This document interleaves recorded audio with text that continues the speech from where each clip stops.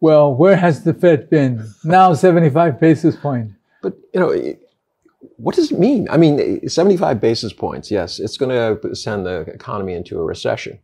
It's not going to produce one barrel of oil, nor is it going to grow one, you know, grain of food. Yeah. It's puzzling. What do you think? I think a game is being played. It's really gaming for politics. Because if you look at all the economists' forecasts last year, in the third quarter and the fourth quarter of last year, they're talking about inflation rate of 2% this year. And that's what the Congressional Budget Office, that's what the Treasury, that's what the Fed were all predicting, right? Yeah, but we're long past that. Exactly. 8.5%, largest in 40 years. 40 years. So, but it's amazing how the government and the elite of America have believed that it would be 2% this year. But there's no, I mean, look, there's no way to get it down to 2%. It's that has passed. The issue is a recession. You have Larry Summers coming out and just saying, well, we're going into a recession. I hope it's not as bad and doesn't turn into a depression. I mean, isn't that pretty much game over? We're looking at stagflation, where the inflation rises and the economy tanks. I don't understand the Fed's move. They got to do something. They have no tools. It's not like China. Mm-hmm. But I have no idea where this is going. Do you? No, I think you're right. They're talking about a recession in 2023. But I think we're headed in that direction already. Ultimately, I think there are two things. If you take off the tariffs on the trade war, that's probably about 1.3 to 1.5% of consumer price index. But that leaves 7. That's right. It was your choice, Washington, D.C. and the White House, to put sanctions on Russian energy, right? But you see, this is the problem that I'm having with a lot of Biden's move. I mean, he's a nice guy. No one says he isn't. But he seems to be lost. I mean, this 1.5% savings could have been had a year and a half ago. Yes. Come out of the box. Say, Trump was wrong, right? Mm-hmm. He's taken money out of your pocket. Mm-hmm. Here's the opportunity. I'm putting it back in. Mm-hmm. And now he's waited until inflation is at an all-time high. He's literally being forced to do this. I don't understand. I mean, they've been having this debate inside the White House between his advisors since day one. And he seems incapable of, making the right decision. I think it's politics. It's politics. But the other one is just as ridiculous. How do you expect to put sanctions on Russian energy and not impact the global market? Well, I think the idea there was that the U.S. could fill in, but we can't. There's not enough LNG carriers. That's right. There's not enough, processing. Well, they should have at least thought about that, right? Yeah, but this is things. I mean, I was struck by the fact that he, during this last period, I mean, I'm just talking in general politics here. So he has a meeting with Bolsonaro, all right, the president of Brazil. Yeah. 2 days after, Bolsonaro said that the legitimacy of his election as president That's right. is murky, questionable. That's right. He doesn't want to meet Bolsonaro. Mm-hmm. Bolsonaro represents everything he doesn't like. Mm-hmm. He thinks he's autocratic. He thinks that he's a climate change denier. He doesn't like what he's doing in the Amazon. And he's a Trump supporter. And there is that, right? And yet he has a meeting with him. He had to be gritting his teeth. Now he's doing the same thing with Saudi Arabia. He doesn't like, MBS. He blames him for the Khashoggi murder. Mm-hmm. All right. And yet he's meeting with him. Mm-hmm. So it seems that rather than meeting people who would be direct, and I'm not saying that MBS is not consequential or Bolsonaro, but he could have met with Putin. That's right. He could have met with Xi. That's right. He could be meeting with people who could change the board, literally. And yet he's meeting with people he doesn't like. That's right. Not only he doesn't like, but it seems to be there's a significant segment of the US population don't like. Yeah, but where is he going? It just doesn't clear. Meeting with Bolsonaro and MBS is not going to advance the American people's interest. That's right. I mean, it's just like taking off the tariffs would advance American people's interest. Yeah. But he doesn't do that. It's just like sanctions on Russian energy and Russian, how about fertilizers? How about grain? How about all of this? Every decision that's been taken is to promote politics. Yeah, but it isn't working. He has the lowest poll ratings of any president since they started taking polls. I mean, if you're banging your head against the wall, at what point do you say to yourself, maybe this isn't the right approach? I just don't see how he's doing it. Now, we have to talk about why. Why do you know, from my perspective, I know why. I blame it all on American exceptionalism. Yeah. This idea that America is supposed to lead the world into a period of forever peace by making sure that every country embraces liberal democratic capitalism. All right.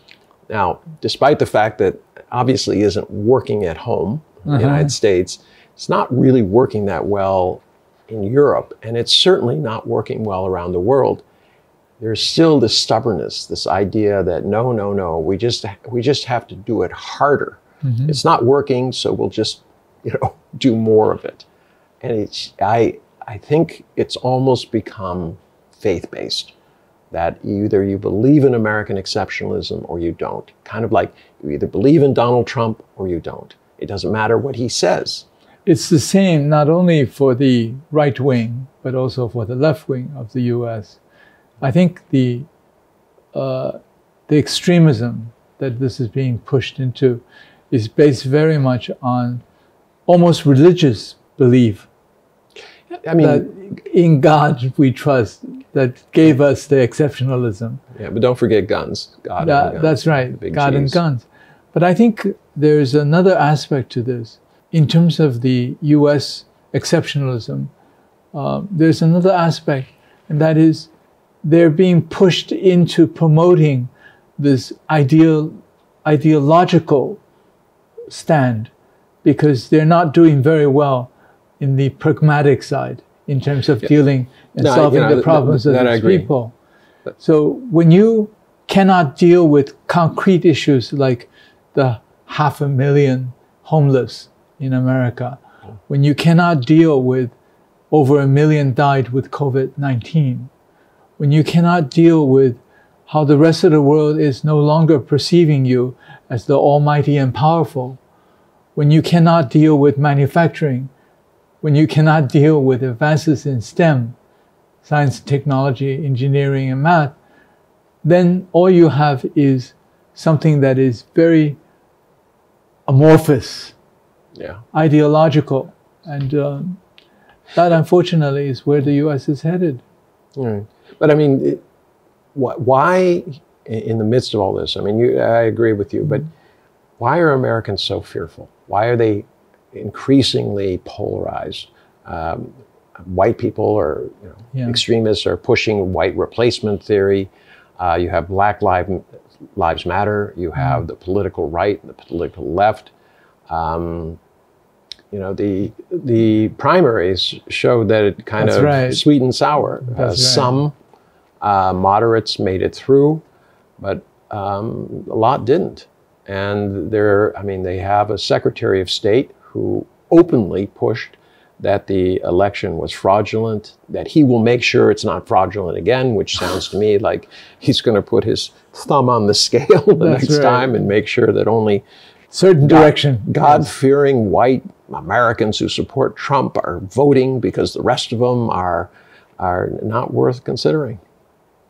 I mean, isn't that scary? I mean, how did the United States come to this? I mean, we were both there. It was a time in the 60s when peace, love, anti-war, civil rights. What can you do for your country? That's right. All right. And where are we today? Is it our fault? Is it the boomer generation? Because we're still in control. Unfortunately. Oh, those who are a lot older than us. Yes, yes. Our seniors are in control. Our seniors. I consider myself an old man. Yeah. Right? But, you know, the idea that somebody super old man. much older than me is running the country. And probably in the next election, you could see 2 80-year-olds That's right. going off competing. against him. Yeah. It's sad. Yeah, but what changed? I mean, is it just the elites ignoring the needs of the middle class, allowing it to shrink? No, I think it's I don't know if we get into Marxism, Leninism here, but it is financial capitalism that's pushed the country into powers of Wall Street and big capital. Yeah, but America has always been run by business. And then business became a lot about finance, kind of like GE did under right. Way back in the day. GE Capital. Yes. I mean, they started firing all their workers and closing their plants and then just financing everything. They made more money through finance, but at the end of the day, they hollowed out their own company. That's right. It had no future. And this is what's happening, I think, what's happened over the last 3 decades, where the best and the brightest went to business school and went to Wall Street. You know, I want to go back to Jack Welch, because I was reading an article that, in essence, it was Jack Welch who started this trend.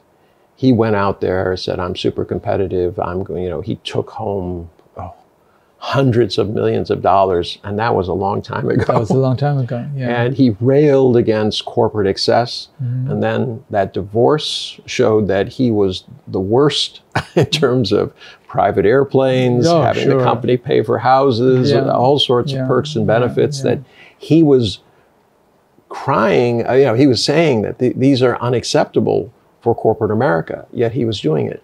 Has that, in essence, set the tone that you can be hypocritical, you can sacrifice your company as long as you get the pot of gold at the end? Yeah, well, that's what the CEOs or those with the corner office seem to be pursuing in every company.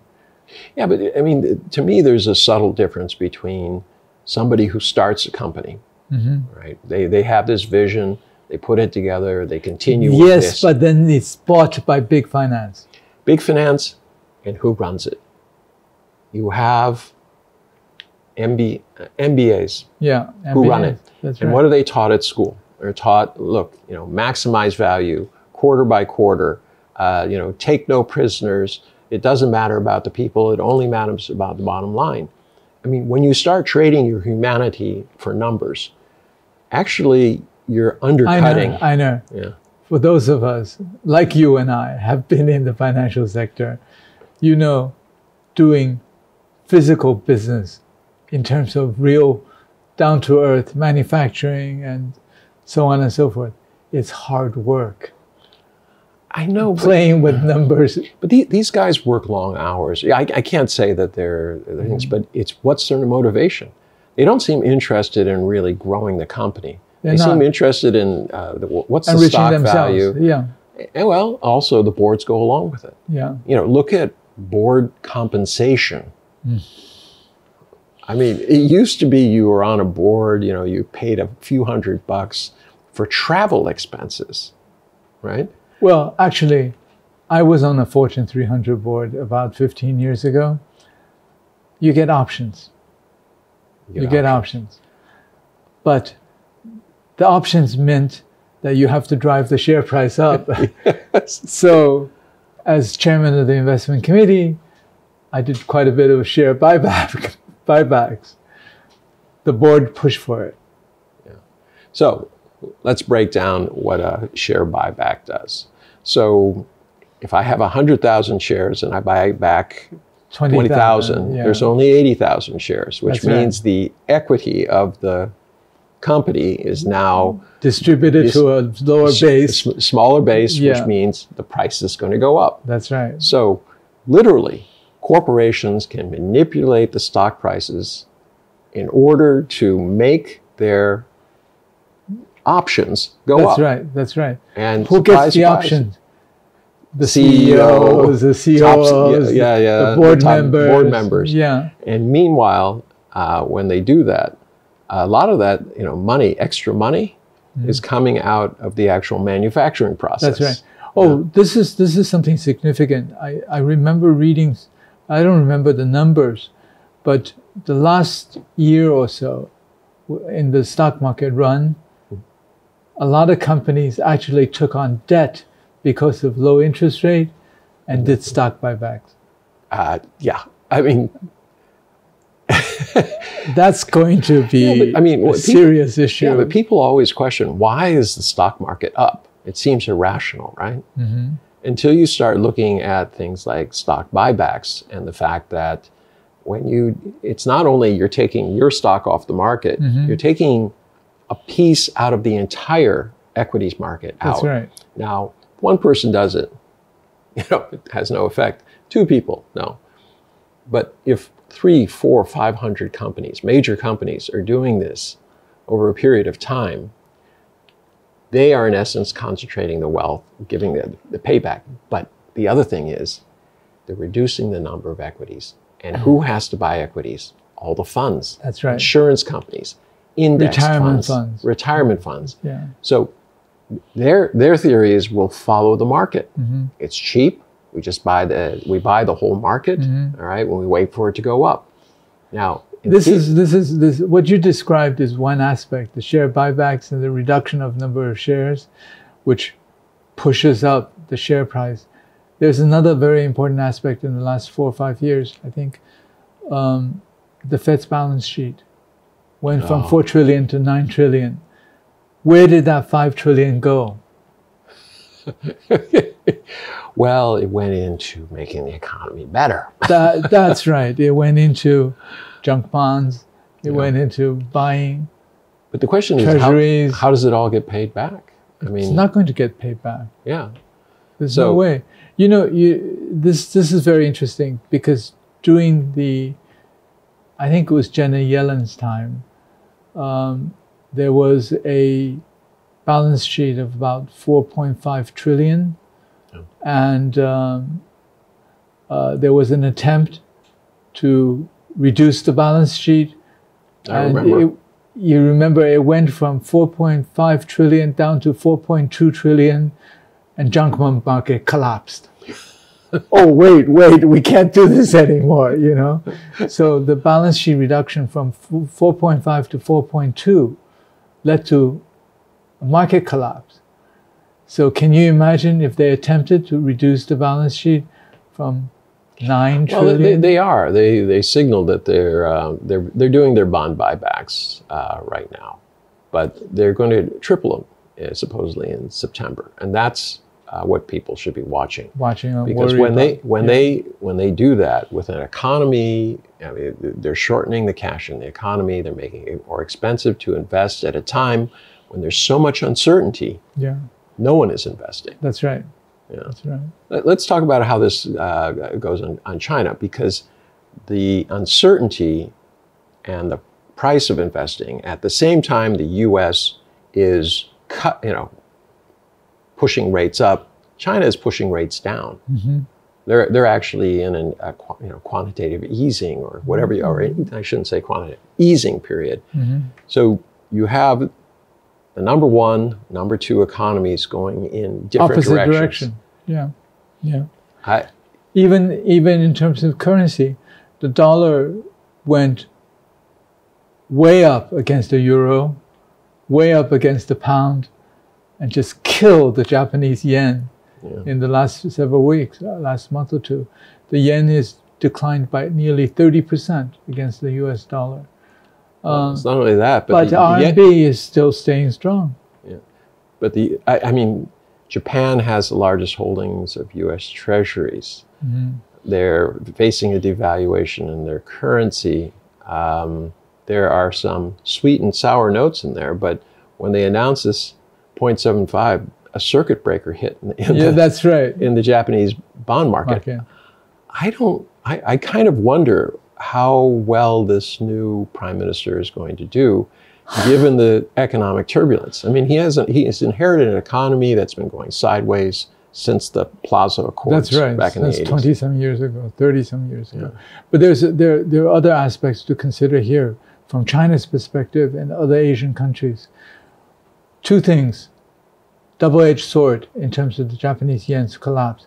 Number one, their products, it's mainly an export economy, will start to beat up on Southeast Asia, on Taiwan, on Singapore, and on Chinese products. Well, they don't have a complete supply chain. I mean manufacturing chain. That's right. So they still have to pull things in from Southeast Asia and China. And it gets much more expensive, whatever it is that they pull in. So import prices are going to be massively hit. But I mean, Japan doesn't do necessities. If we're heading into an economy that is going to be about necessities because of... They don't have it. They don't have it. They don't even have basic energy. I know. They don't have energy. They don't have the complete supply chain. It's going to be more expensive as their currency declines. They have massive bet on the U.S. market in terms of U.S. debt. I mean, I don't want to be pessimistic, but it's very hard to see how this all works out, especially for major economies. And Japan is not alone. European Union, massive malaise, getting killed on their things. Now that might make their exports more attractive, except what? They have to buy all their intermediate goods from China. That's right. China's currency is up, their currency is down. It's going to be more expensive, which makes Chinese goods more attractive. I mean, I keep coming back to this idea. There are only three major markets in the world: Asia, Europe, United States. US, Only one of them is complete in terms of having a market and manufacturing production. That's right. US and Europe don't. That's right. So, I mean, if these two markets dependent on Asia start to connect, we're going to start seeing a massive flow of wealth out of those nations as they have to pay more for everything. So after this, I'm anticipating that you're going to see a completely different economic world. That's right. One of the things which has happened with the Ukraine and Russia conflict is that all of a sudden people realize, oh, natural resources can be the basis of a currency. Or in China's case, its manufacturing capacity and its market can serve as the basis. You used to think about the fiat of the country being the basis of issuing of US pure dollars. consumption. That's right. US dollar, because of US strength, has inherent value.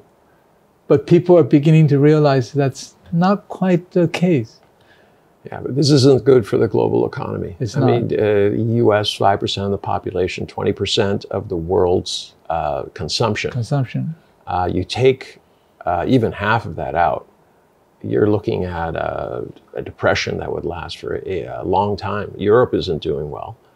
So it's really hard to see. Is there any bright spots we should talk about? I think about this stuff all the time, and I get worried. Now, when I talk to you, I'm even more worried. No, I think in terms of bright spot is the increasing alignment of the South, the global South, developing countries, like in the Shangri-La. BRICS. Yeah, the BRICS. The Shangri-La meeting, the Minister of Defense of Indonesia talked about, the global South and how it's evolving into a cohesive and increasingly collaborative sphere. Yeah, but what's pushing that? I mean, I have rejection of European colonialism and American hegemony. Well, yeah, but I could also see it as being taken for granted for so many years, being beaten up by these large, powerful economic groups who basically set the prices of the raw materials very, very low. Or the performance of the U.S., of Biden, in terms of the meeting with the ASEAN heads of state. $150 million or $120 million. No, but I mean, I still can't get over this idea that you invite 10 heads of state to travel to Washington, but you don't have time to meet them individually. Privately, you just have a grin and greet, and then you announce that, you know, in the near future, good things are going to happen. He didn't. Why didn't he have a plan? Why is? I mean, he said it's, you know, to be developed. We're working on it. It's going to be great. I don't even know what that means at a time we're in crisis. This is the time to have a plan in place, to have worked it out with going to Japan. It's the same thing. The Indo-Pacific Economic Framework. Yeah, nothing. There's absolutely nothing. Well, also the Summit of the Americas. I mean, nothing. Once again, so you have bing, bing, bing, 3 in a row, where he shows up, says, like-minded people should work together. And by the way, I'm not taking off your tariffs, but I want to collaborate, and I'm going to have a plan shortly. And you wonder why people don't trust America anymore. Is it trust or is it direction? Is it just a sense that the U.S. is so consumed by internal matters that it can't function? I think there's another very important aspect.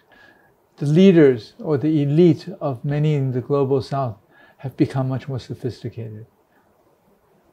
The advisors are much more sophisticated.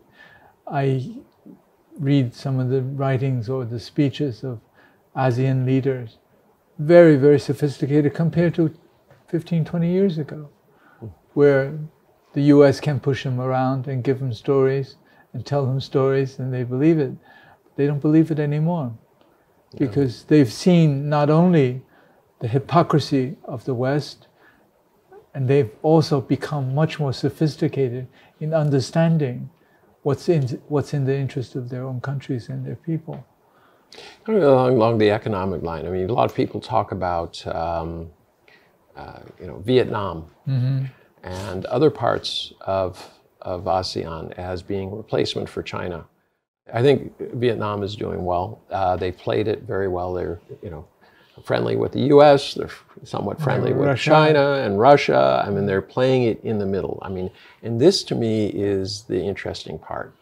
This kind of active non-alignment. That's right. I mean, they're engaging everybody, but they're not jumping on anyone's side. Or India as well. Yeah, India is playing many sides at the same time. Yeah, but India, I always think, when I appear a lot on Indian TV, and I always get the impression that a lot of the commentators see India as a beautiful, attractive maiden who everyone wants to court, all right? But when I talk to other people outside of India, it's more the idea that this is kind of a ugly maiden. Yes, a fat, ugly maiden who's just too large to ignore. That's right. But I mean, India, apart from the humor, India is really going its own way. It has openly defied the U.S. on Russia. It continues to import missiles and oil from Russia. The only spot that's hard to figure out is the enmity with China. And it's, this border thing has been going on forever. My impression is that a lot of it has to do with wounded pride. That there was in 1962. Humiliation, 62. 1962, depending on whose side. I mean, the Chinese and most of history says that the Indians were wiped out. Well, they made a foray. They made an aggressive move. There was a response by the Chinese PLA, which was humiliating. They had to surrender. There were a lot of loss of lives. In terms of India and China, I think humiliation of 1962 was one. But there's another very significant humiliation. India is proud of being the biggest democracy in the world in terms of population, and it hasn't achieved anything for its people. 40 years ago, the Chinese GDP per capita was $1 above that of per capita GDP of India.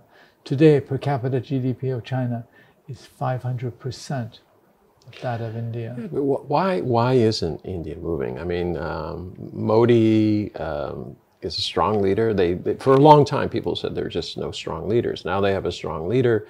He pushes a very, very radical, or at least he dances on the line with the RSS and its Hindutva. But you know, there are 260 million Muslims who are not very happy. Right. There was a statement by the RSS spokesperson, basically saying, you know, kill them all. Or, That's you right. know, no, I'm sorry, that was somebody else.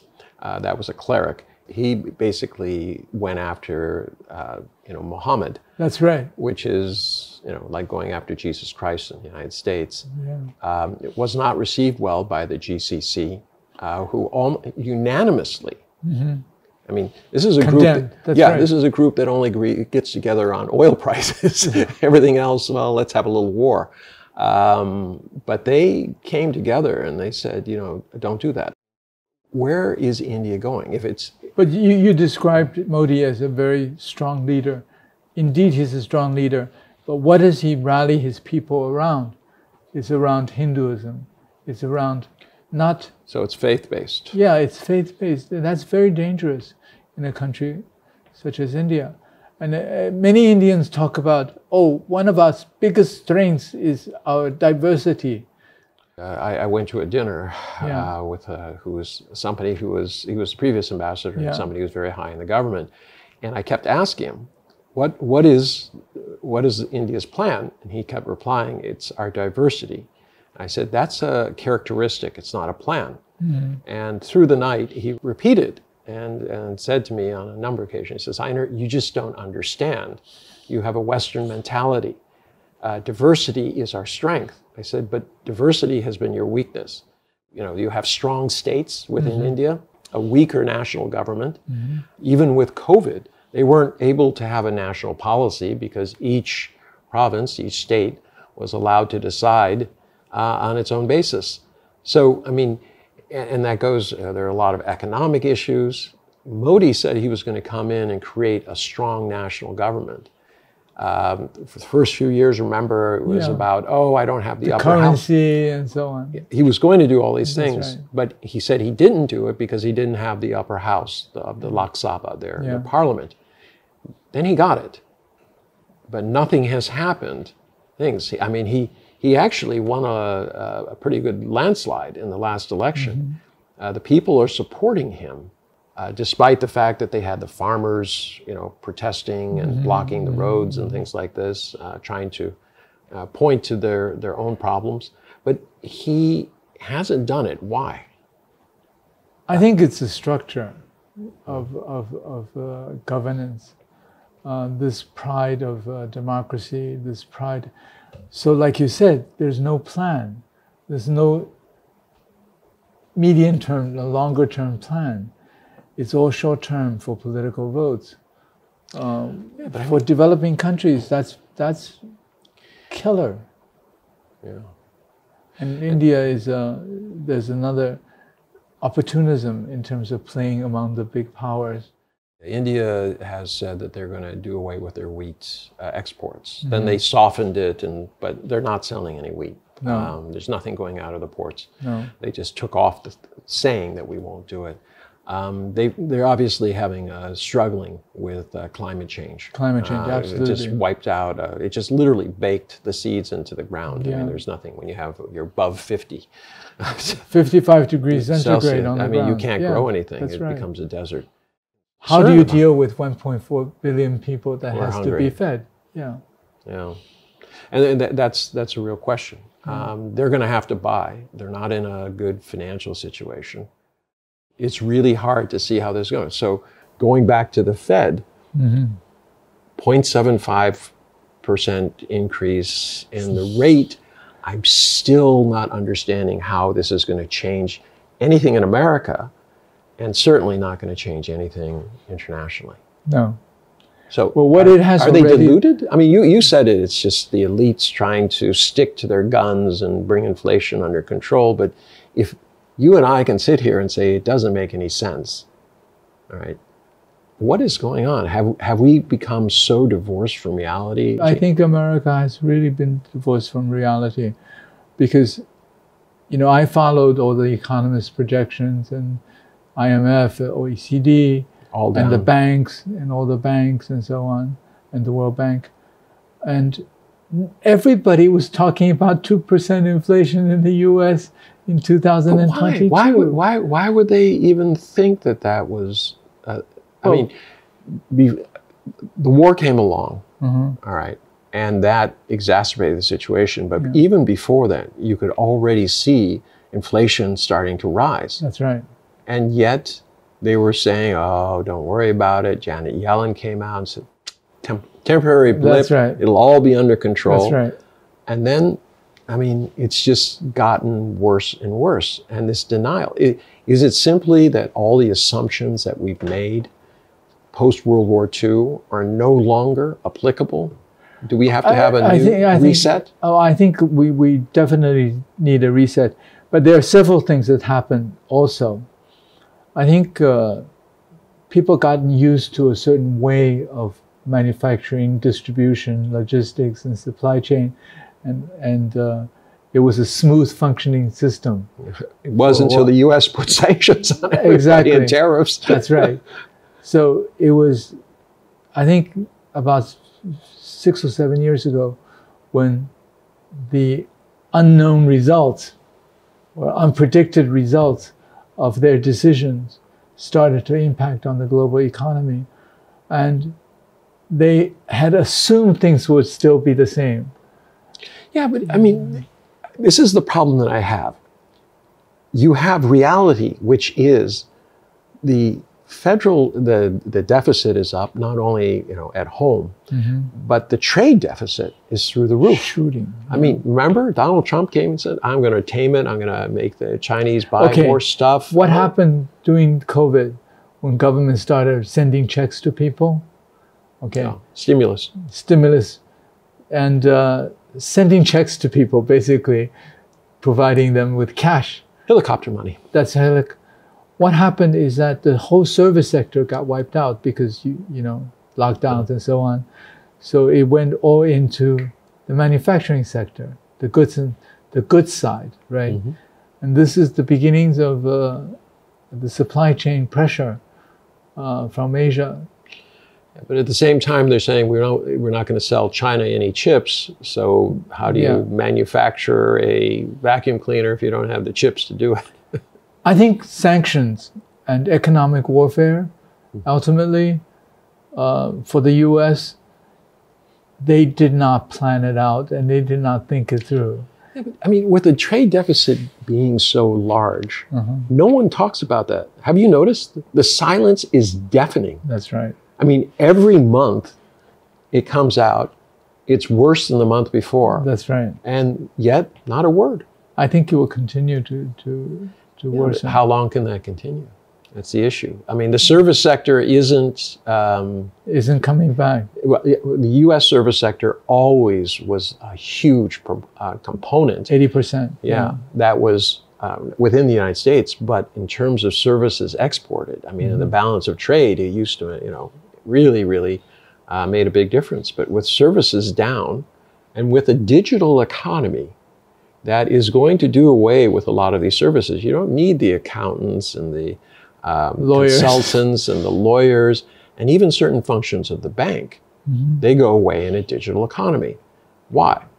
I mean, people always struggle with what is the digital economy, but in a simple way, to simplify it, it is simply a way to do things more securely, at less cost, more efficiently, less time. There's another aspect to services, and it makes me think, you know, every decision that I see U.S. government makes is against its own interest.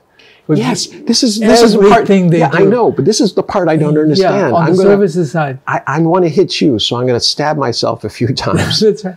Like, for example, on the services side, tourism of Chinese, and students of Chinese multi-billion-dollar market, billions just for students. And billions and billions, right?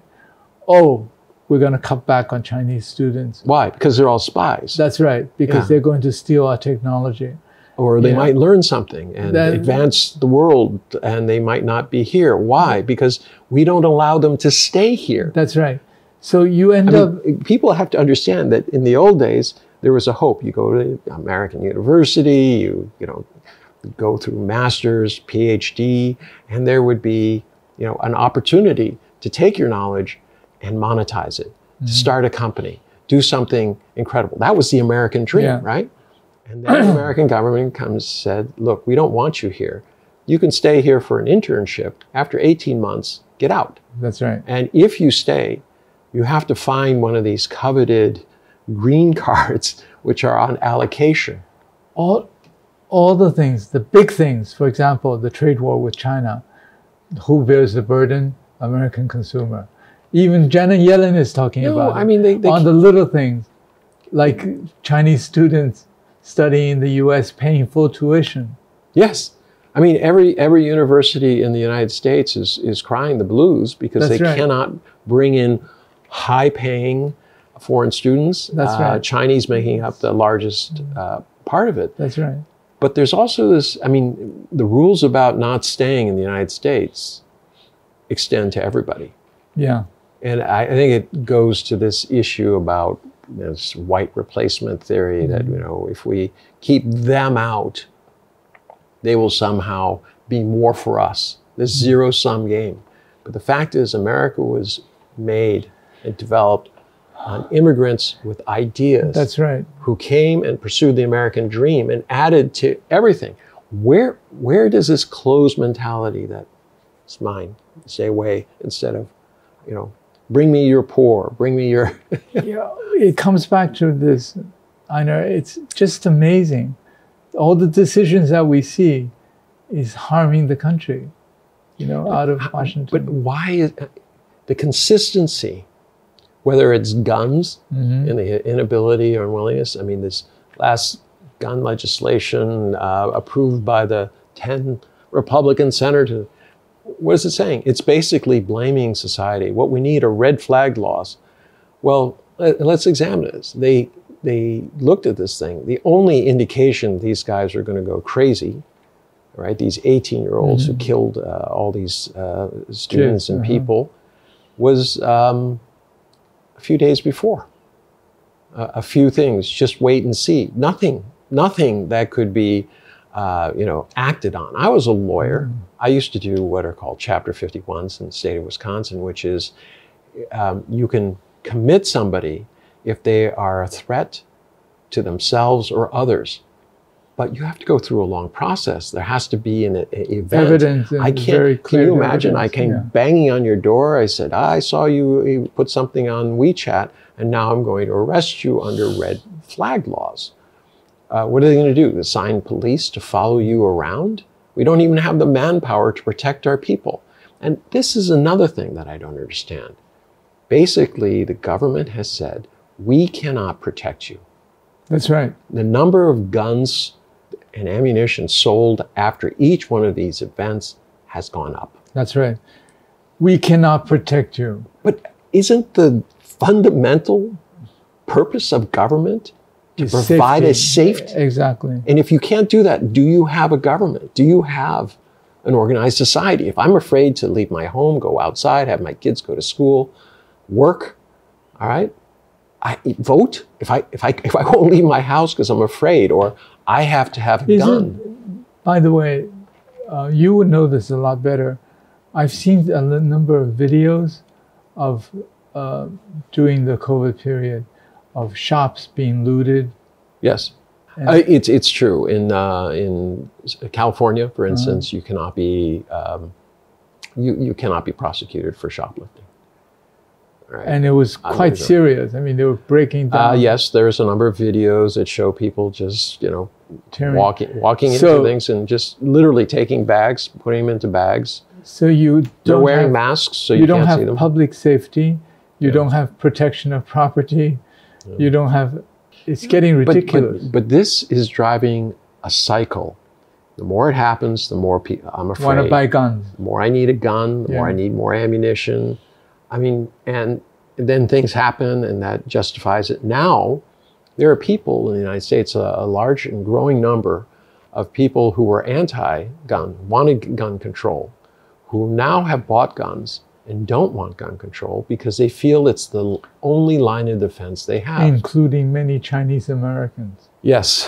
Gun ownership among minorities has just skyrocketed. Yeah. And so, I mean, it brings into question, I mean, socially, people are afraid. Politically, they're divided. All right. Economically, there's some issues. Disenfranchised. Yeah. I mean, the wealth gap continuing. When the top 2 people in your country have more wealth than the bottom 50%, I think we can fairly say that your society is in terms of the 75 basis point. There was another news that I thought was significant, was that mortgage rates have gone to 6.7, 6.8%. Housing market's going to fall apart. That's right. Yeah. Not only that, but people don't realize that in order to get even lower rates, people took adjustable rate mortgages. So, oh gosh, I can get 2%, and it's been low for a long time. I can lock it in for 2 years. After 2 years, though, it can go up to whatever the bank wants it to go to. Like 6.5 now. Yeah, 6.5, and then you're going to see some.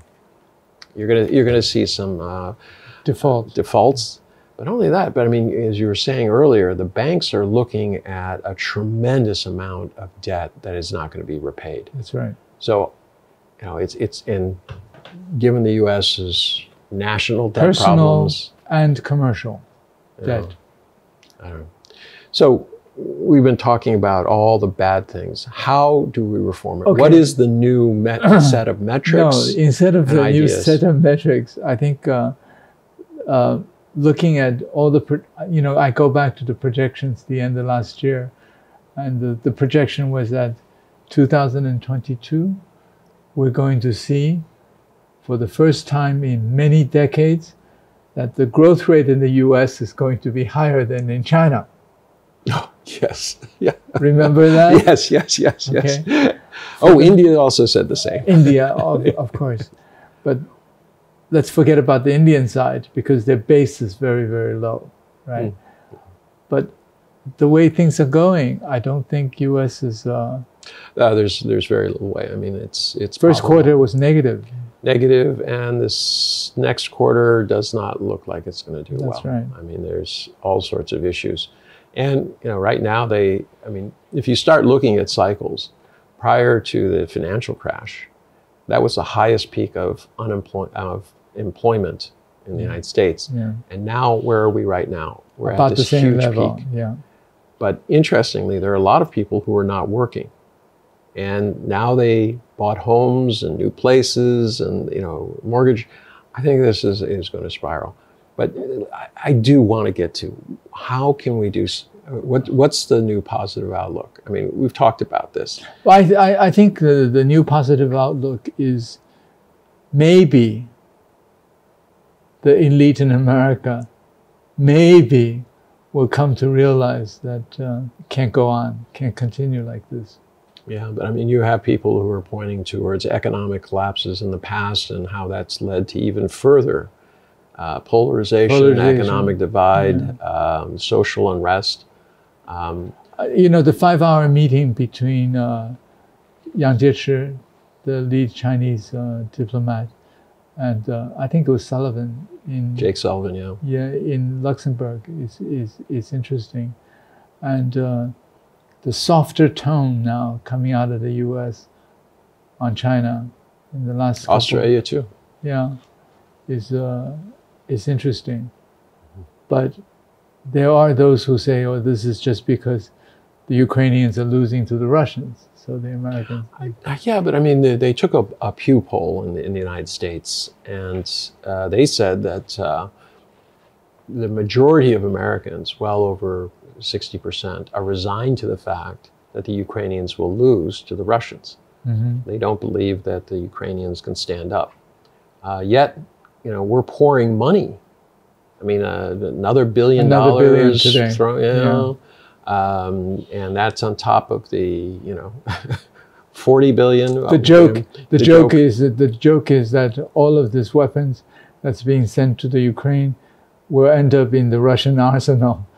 Yes, and that kind of like Afghanistan. That's right. One wonders where all of that military firepower that we left behind taken. I mean, 80,000 Taliban, or thereabouts, depending on who you talk to, defeated 300,000 person army, Afghan army, who were equipped to the teeth with all the latest American gadgets and stuff. I'm just doing the numbers here. One guy, they already had their AK-47s. They didn't need M15s. They were going to be sold. They're going to be on the market. If you think about conspiratorial theory, why is the U.S. softening up on China? This is something that those who believe in conspiratorial theories will say that it's because... We should put up a warning here. Conspiracy theory about to be put up. No, but maybe there are those in America who have come to the conclusion that we shouldn't be as confrontational as we have been with China. Maybe. Well, I don't think that's a conspiracy. I think that's probably a reality. It's probably because there are those. Oh, I'm sure you know Neil Ferguson. Yes. Yeah. Neil is very tied to Wall Street powers. He has a firm called Green Mantle that serves as advisor to a lot of the big hedge funds.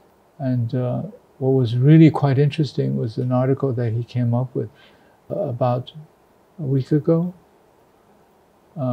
He was definitely hawkish on China 4 or 5 years ago. Yeah. But the article from several days ago is that we must maintain deeper and actively pursue contact with China. Yeah, but what I don't understand is nothing has changed. Nothing has changed. And, if you go back before Trump's time to Obama's time and his visit to Asia, nothing had changed except China was being successful. And I understand that caused a lot of consternation in Washington. We're king of the hill. If they're coming up, we got to push them down. There is that mentality there. But nothing has changed. China still has the largest stable market. Yeah. It has a complete production chain. It can produce everything that's needed here. I mean, this week, they're talking about the new airplanes and how China expects to have, so many hundreds of thousands. Actually, I went in and took a look at this. Basically, they came up with this 8,700 number that Boeing put out, saying that this is the future market going out to 2035 or thereabouts. And, it represents, 1 point some odd trillion dollars. And we're going to, and it was this race between Boeing, Airbus. Yeah. And it's basically who's going to get it. And if you looked at the time when they put these projections, basically Airbus had half of the market, Boeing had half the market. Then you have the jet Chinese problem. No, the jet problem. Okay. Yes. 737 Max. Well, the Max has made a minimum. You look after the Max. Maxed out. Oh yeah, Max down. Yeah. Airbus is here. Boeing is down here. Yeah. It really, really hit them. But now China has its own program, and they're talking about domestic supplies. I mean, right now they buy the jet engines and the avionics. A lot of it is coming from the U.S. But at a certain point, a few years ago, they tried to stop that. It's only coming to the U.S. under special license, and because they have to keep these companies going. China is slated to be the largest aviation market in the world. That's right. And it's the one that's going to grow. So right now, the numbers that came out showed that about 40% of China's market may be, in fact, domestic. That's right. And China is coming out with a delayed program. It's a C-class plane. It's directly competitive. It's what they call a narrow body plane that's directly competitive with Boeing and Airbus. And you can see it. So when I talk about markets, what I mean is they used, Boeing, Airbus used to have half the world. Now, all of a sudden, they're going to be in a situation where they have a Chinese competitor. Now, let's look at the history of Chinese competition. Fast rail. Yeah, right? high speed rail. All right. They were nowhere. And then all of a sudden, they started building. Now, 5G. 5G. But now they're at the top. But not only that, if you look at chemicals, all right, any kind of process, China does it on a large scale. That's right. They take lower margins, profit margins. And then at the end of the day, they start being the dominant player in the market simply because of cost. Right? Because of economies of scale, efficiency, supply chain, logistics. And let me take that up and go back to the plane. If China does what it did with high-speed rail, with airplanes, watch out, Boeing and Airbus. Sure. Because, Airbus is a political animal. They literally have to move the fuselage from one place to another place. Can you imagine how huge these things are? How much extra money is put in? Then you have the higher in cost of labor on top of that. Yes. So when you start thinking of that, China, they're not going to move the fuselage from one place to another for political purposes. They're going to build it where it needs to be built. And it's going to be faster, more efficient, and much lower cost. And much lower cost. Yeah. So, this is where I say you can't walk away from markets. The US and Europe, if they do, as you said, it is simply stabbing themselves. Because well, General Motors sells more cars in China than in the United States. And Volkswagen, 40% of its global sales are in China. But more than 40% of their global profits are in China. Yeah, because China the margins is more are higher. Margins are higher. And then you start looking at automotive parts, especially when people are holding on to their cars because they can't buy new cars. They have to, and they're repairing them. I mean, you were telling me you had a friend bought a car 5 years ago, sold it for what he paid for it 5 years ago. Yeah. Unbelievable. Yeah. All right. Where are all the expats going? I think a lot of the expats are not very comfortable in the lockdown situation in Shanghai. And so there were a lot of personal complaints. Yeah, but this is the part I don't understand. It's not like they were singled out. Yeah, it's for everybody. So they're basically saying that what's okay for everyone else, not good for them, or they say it's all intolerable. Yeah. But there are a lot of leaving. You and I both know a tremendous number of people who have left. That's right. And many have gone to Singapore, and others have gone back to their home country. But one thing that I've noticed, I think the best way to describe it, some of them may leave on a personal basis, but the companies are not leaving.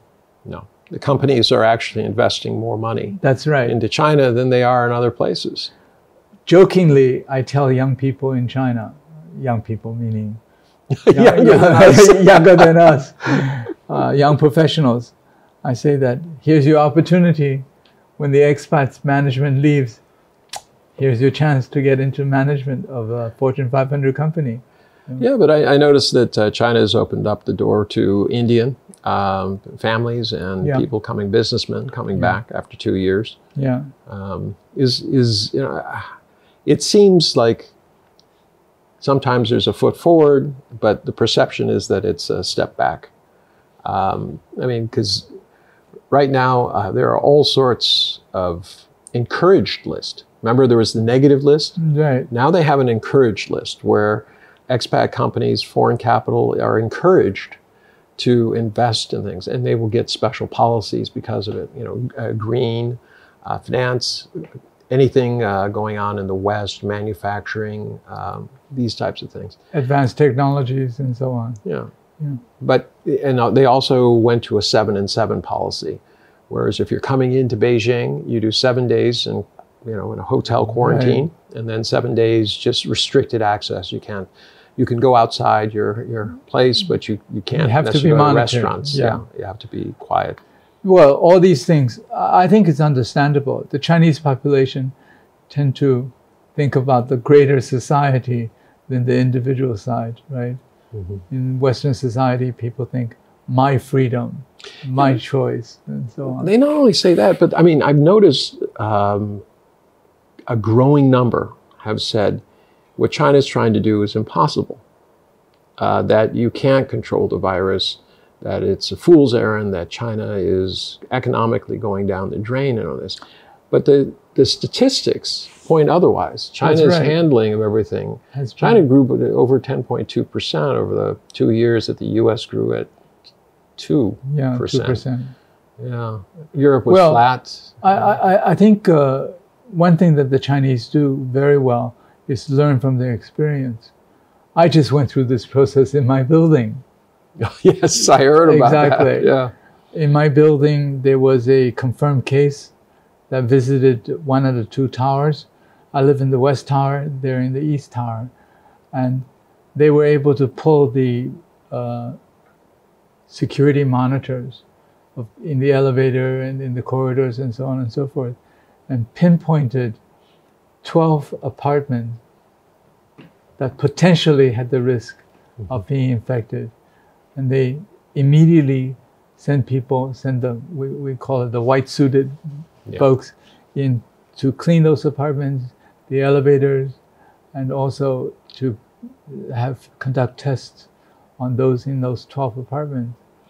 Yeah, but I mean, very precise and pinpointed. And that was a few, 3-4 days ago? 3-4 days ago. And now today it's open. As of 11 o'clock this morning, all open. And they didn't restrict those who were in the other tower because they said, it wasn't necessary. There wasn't any contact. I'm going to agree with you. I mean, I lived next door to the place that had 156 cases in one night.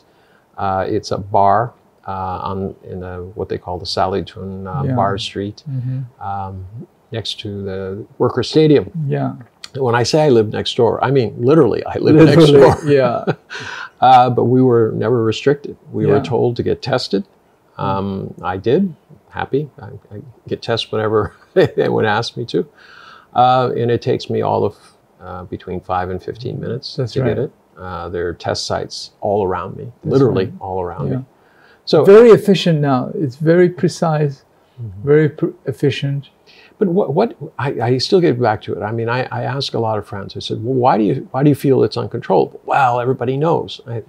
I'm always a little suspicious when people say, well, everybody knows. I mean, isn't that what Donald Trump used to say? Everybody knows. That's right. A lot of people tell me that's right. this type of thing. Well, since I went through it myself just the last 3 or 4 days, it's extremely efficient, very scientific, and I think pinpoint accuracy is how they've learned from the process of the last 2 years. I mean, what's a shame is that there are a lot of people who had significant amounts of time and experience here in China, expats, who have left. The new expats coming in probably will not have the same level of experience. Is that a good thing or a bad thing? Well, I think China is a big country. China has a lot of people. And increasingly, if more people learn about China and physically experience it, it's a good thing. And I completely agree with you. I mean, lately I've seen a lot of places where they keep saying, oh, we have to talk. Yeah. We have to have more communication. And I agree. I mean, what we're doing here is communication. Yeah. But at the end of the day, I think trust is what has been lost. Yeah. And trust takes time to rebuild. And actions. Yeah. I mean, literally, you can say, trust me, I'm honest, John, I'll sell you a car. Yeah. But no one believes it. So at this point, I mean, the trust has been destroyed. I believe that it's been destroyed by the U.S. trying to keep its position, assuming that every country would do what the U.S. has done in the past. And it's really sad. It's really sad. But if I've done bad things, right? I assume you can do the same. You would do the same things. But that trust level, all right, that lack of trust is a virus. And that spreads just as much as Omicron and COVID. Okay, and it's infected I think we have to make a distinction here, because the trust in, for example, America is a global issue. Yeah. Many countries, people all over the world, no longer feel the U.S. can be trusted because of all the things that have occurred. You're talking about the wars, Afghanistan, Iraq, that's right, Syria, Yemen, and so on. And then what happened in South America, pulling out of the WHO, pulling out of the climate Paris Agreement. Don't forget Kyoto. Yes, and Kyoto, and then pulling out of the Iran agreement, and so on and so forth. But I mean, that's what I mean. There's a lack of trust. Yeah. In each case, they said we don't trust anybody. Exactly. How can you trust the United States if they decide after a change of administration, everything can be different? Oh, the CPPIT. TPP, so CPTPP. Yeah, CP.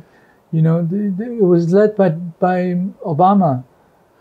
Yeah, it was started in Chile, but I mean, it became adopted by the U.S. We had over 20 provisions protected our technology companies, our big pharma companies, even tobacco companies.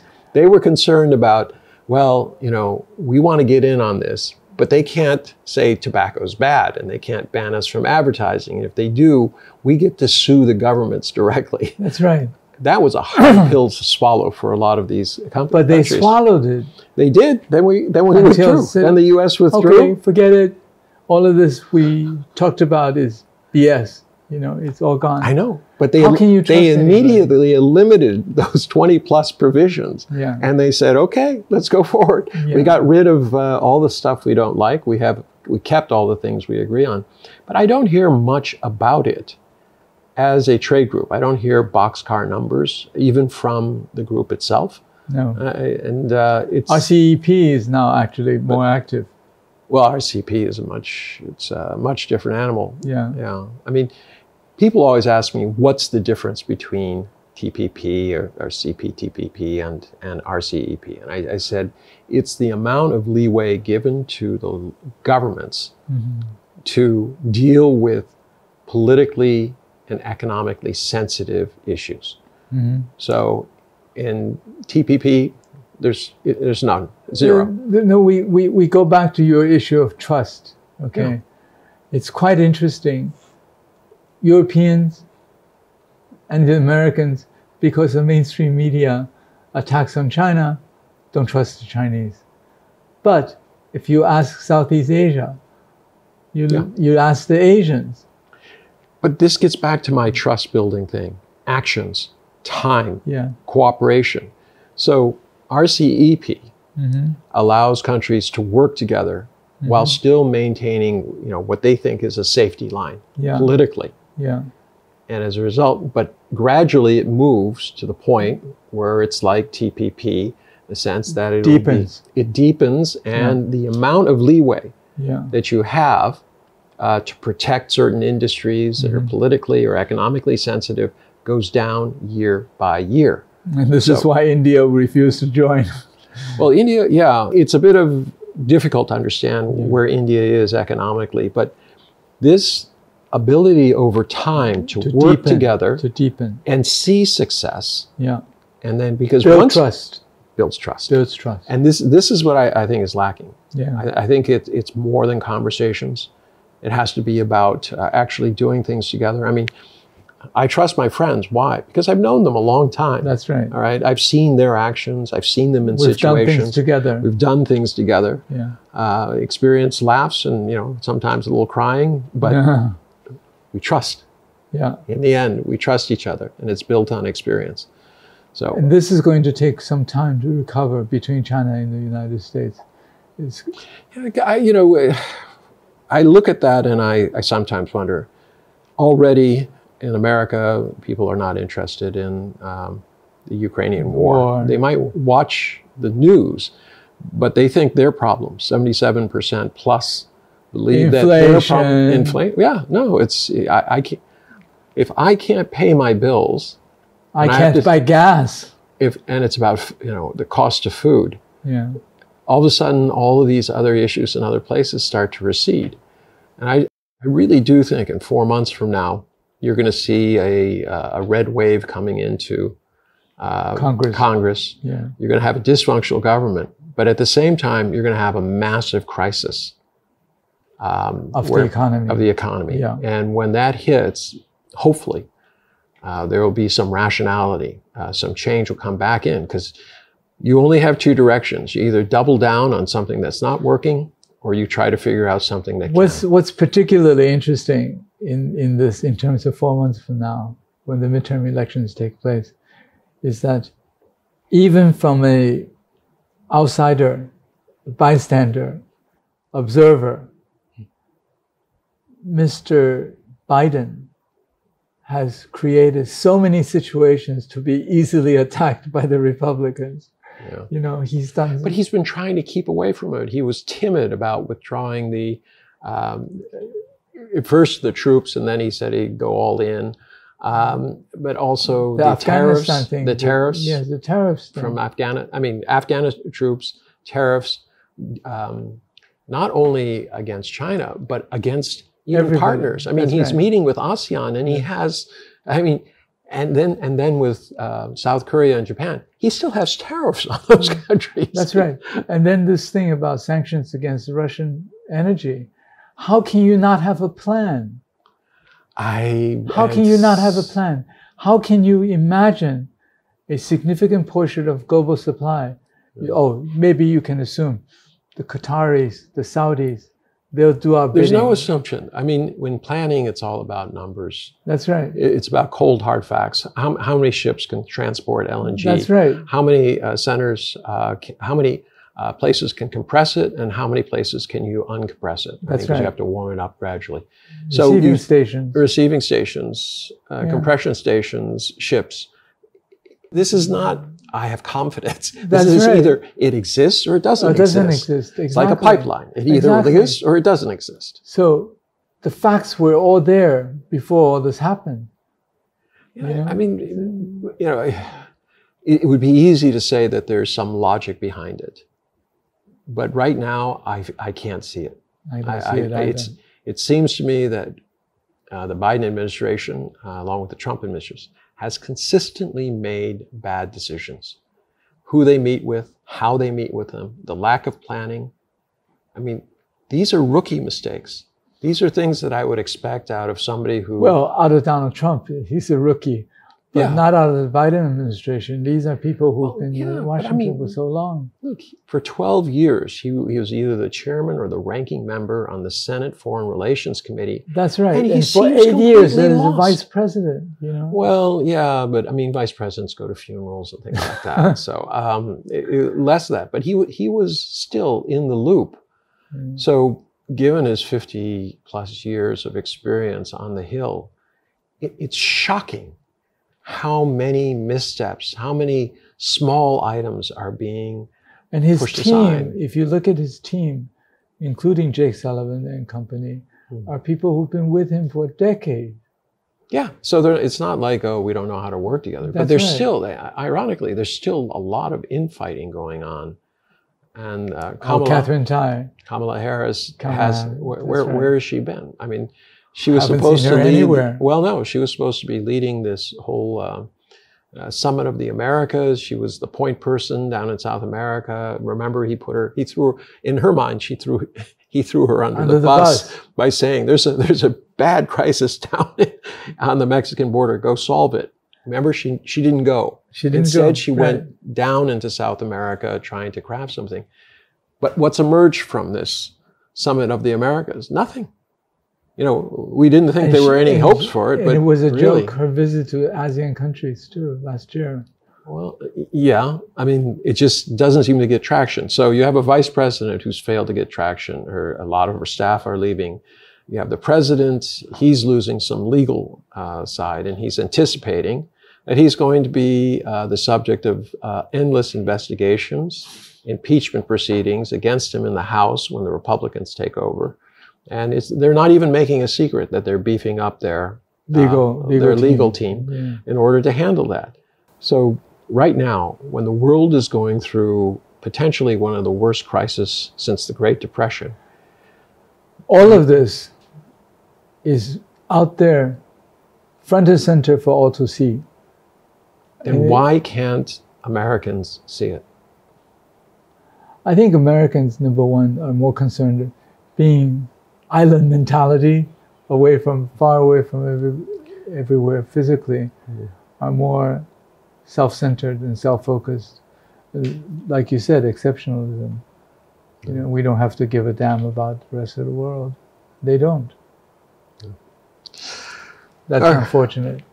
But, you know, at the same time that we say they're withdrawing, money's coming into China. Yeah. Yeah. So, you know, the expats are saying, I'm leaving China. Their companies aren't. And yet money is coming in. Yet the rhetoric is that China's the problem. So, I mean, is this just more of the same of what we've been talking about? 3 or 4 days of a major stock market boom in A shares in China. Is it sustainable? I think, you know, if you look at PEs, price earnings ratio, the US has hit a historic high a few months ago, right? It was very, very expensive if you really look at price to earnings ratio. The Chinese market is a little different. I think with PE, it depends on the sector, it depends on the industry, depends on whether or not it's being carried forward by the wind. There are some in the high-tech sector, which has a very high PE, and then some which are not. So it becomes a market which one has to be much more selective and be.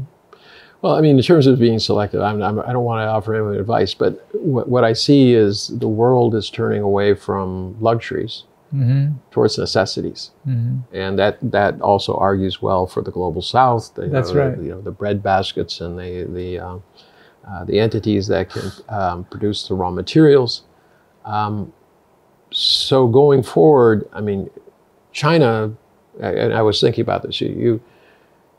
China's currency is stable. That's right. A little stronger. Yeah.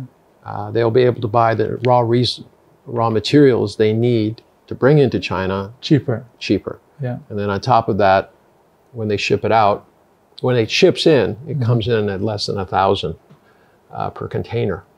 Right. When it ships out, on the value-added side, you know, intermediate goods or finished goods, they're paying 17,000, 18,000 a container. Yeah. Same container costs 17,000 to 18,000. It's coming down a little bit the last couple of days. Yeah. All right. Yeah. Okay. Well, we'll see where it is in another couple of weeks, because my understanding is that there are huge backlogs on things that they can't. If I need to repair my car, I can't say, I'm going to defer that. That's right. If the car doesn't work, I can't go to work. And then the orders are beginning to come in for Christmas season. I don't know if it's going to be the greatest Christmas season, but yeah. But that's where a lot of consumption takes place in the U.S. Yeah, 40% of the year's is Christmas. And China's a large part of that. We'll have to see, because there's a lot of small, medium-sized enterprises in China. That supplies the Christmas season. So, I mean, right now it seems, if we take a look at what happened over the last couple of years, it's the small, medium-sized enterprises that bear the brunt. But they're also the ones, at least in China, 90% of the new jobs, 80% of existing jobs. You know, tremendous unemployment is going to be an issue in China. Increasing unemployment, especially for the younger people. A lot of employment new employment has been created by e-commerce. But the e-commerce companies laid off tens of thousands of people. Yeah, in their tech not areas. on the delivery side. I know, but the amount made by a delivery guy versus a software engineer is very substantial. The coder is very substantial. What advice? I mean, I'm just thinking what I would. A number of people have called me and said, "Do you know anything?" I mean, there's a lot of people looking for jobs. You know, it's huge numbers. And one of the things I tell them is, look, you should be thinking about necessities, about areas where China has a large footprint, in terms of exports to the rest of the world and things like this, that people actually have to have, because those industries are going to do well over the next couple of years. Yeah. It's not the time to go supplying into luxury. Walmart even. Yes, that's right. Absolutely. I mean, if you start looking at the percentage of goods from China in Walmart, and people already in Europe and America, people are starting to, in the U.S. they were feeling euphoric and they were continuing to spend even with inflation. Now the newest numbers have come out and they are really cutting back. They're really concerned about food and gas prices. And then in Europe, that's already begun. They're really thinking about what are the necessities, because they can't afford. In terms of necessities, basically food and what everyday living requires. Clothing, I think, shoes. Yeah. Not expensive shoes. I think just shoes. In terms of China, though, government has to start providing serious support to small and medium-sized companies. Yeah, what does that mean? I mean, I talk about this all the time on this. It's very hard. The existing banks are not geared. They're not geared to lend money to small and medium-sized enterprises. Yeah. So no matter how much money you give them, they can't do it. They're not used to lending on risk. High risk, yeah. They're used to lending on assets. They're used to lending to state-owned enterprises. Yeah, but if you go to a bank today here, and the same is true in the U.S., and they say, okay, I want to borrow some money. Here's my business plan. They'll look at it and say, you got any assets? That's right. He says, we'll certainly lend you the money if you don't, you have real estate. If you have real estate or stocks or bonds or whatever, something of tangible value. But I don't know how you solve that. Okay. You can't throw money at small businesses. At small businesses, what I've noticed in terms of the government's plan, encouraging banks to lend, I know it's going to be very complicated, very difficult, because they don't have the capacity to really deal with it. Other things is reduction in value-added tax, reduction in taxes everything's down. Yeah, I mean, they have come in with a buzzsaw and cut down all sorts of payments, deferred other payments. That's right. So that's a little more direct, but I don't think that's enough to really solve the problem. But let's go back to the bank side. The big problem is no one knows how to lend on risk. That means they need to either have outside expertise, all right, or start leveraging existing expertise. Now, when I say that, this is where I think there's a place for digital. Because online banking institutions, without all of these bricks and mortar everywhere, much more efficient. They're not only much more efficient, but they also tend to use these algorithms where they say, look, I need to have all your information, sign here, that allows me to do that. And then they can go through, they can do a psychological profile. If you're the kind of person like Donald Trump who never intends to pay back the money, or you're the kind of person who, no matter what, you feel honor bound to do that, and you've demonstrated that. So once again, trust comes into it. If they can do that, perhaps that is a better way. And since the banks don't have the expertise to lend on risk, perhaps you can institutionalize some of that risk into your algorithms out there. So if somebody comes in and says, look, I want to open up a flower shop. But that would take time. Well, I don't know that it does. I mean, that's why I'm really excited about this new e-currency. And because literally all transactions are tracked. So if somebody comes into a bank, whether it's virtual or real, and say, I want to open up a flower shop. Where? Here. Okay. They can instantly go through and analyze that there are how many flower shops, how much do they sell, all right, cost of flowers, all right, margin that's available, local sales grouping. A lot of the things that used, like for example, McDonald's used to do this. Are just data that can be... It's data, they would amalgamate it, and they would build. I mean, few people know that McDonald's did all the homework, and then all the rest of the fast food joints would just say, well, McDonald's on that corner, grab one of the other corners. Because we know they've done things. But if banks were able to do that digitally, have all that information, and just say to them, say, listen, do you have any experience in running a flower shop? Yes, I've done this and this and this. Okay, we've looked at your location, right? We looked at the basics. There seems to be room. We'll lend you the money. Or they say, listen, we've looked at it.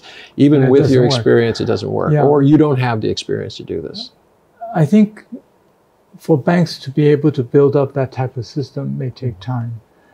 Banks are really, the major SOEs, banks are not very sophisticated from what I can see. There has to be other ways. But isn't this an opportunity for somebody out there to build this system? Sure. At the same time, it would take time. I think encouraging through e-currency, encouraging consumption in the short term could possibly be a bit more effective. There are, of course, some very ingenious business models which have been built. New Orient, yep. The English language school that had been shut down. Curtailed, yes. Has started a new business. And it's absolutely incredible. And I think it's just very, very exciting when I was watching it. These English teachers are now online selling different products in English and Chinese. Here is a package of steak. Yeah. 牛排, you know, and it was, they're being influencers at much less cost.